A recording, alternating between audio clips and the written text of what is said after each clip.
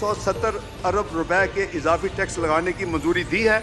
अब luxury item पर GST की शरह को 17% से बढ़ाकर 25% की बुलंद सतह पर ले जाने का फैसला किया है। एयर ट्रैवल है वो फर्स्ट क्लास और बिजनेस क्लास में जो कि फेडरल एक्साइज ड्यूटी है वो 20% ऑफ दी एयर टिकट या 50,000 रुपये जो भी ज़्यादा हो कि शादी की तकरीबात के बिलों पर 10% की शरह से withholding adjustable advance income tax नाफिज किया जाएगा। सिगरेट, एरेटेड और शुगरी जो ड्रिंक्स हैं इनके ऊपर जो फेडरल एक्साइज ड्यूटी की शरह में इजाफा तजवीज़ किया जा रहा है। सीमेंट पर जो फेडरल एक्साइज ड्यूटी 1.5 रुपये फ़ी किलोग्राम थी उसको बढ़ाकर 2 रुपये फ़ी किलोग्राम करने की तजवीज़ है। कोशिश की है कि आम इस्तेमाल की अशिया मसलन गंदम, चावल, दूध, दालें, सब्जियां, फल, मछली, अंडों और खुले गोश्त और मुर्गी पर इजाफी टैक्स आयद ना किया जाए।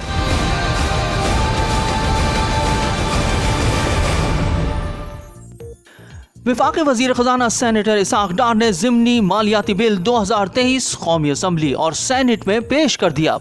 कौमी असम्बली का इजलास स्पीकर राजा परवेज़ अशरफ की ज़ेर सदारत मुकर्रर वक्त से तकरीबन 1 घंटे की ताख़ीर से शुरू हुआ। इजलास में वफाकी वज़ीर ख़ज़ाना सेनेटर इसाक डार ने ज़िमनी मालियाती बिल 2023 ऐवान में पेश किया।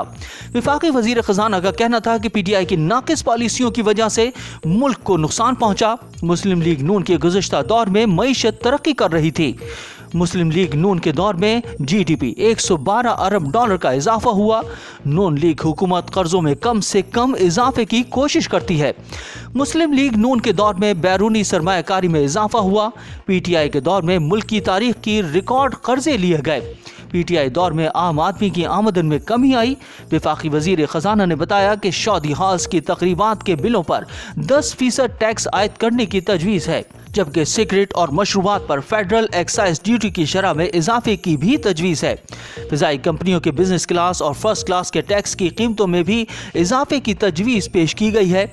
इसाक डार ने ज़िमनी मालियाती बिल कौमी असम्बली में पेश करते हुए अवाम को सादगी अपनाने का मशवरा देते हुए कहा कि लग्जरी अशिया पर जनरल सेल्स टैक्स की शरह बढ़ाकर 17 से 25% करने की तजवीज़ है।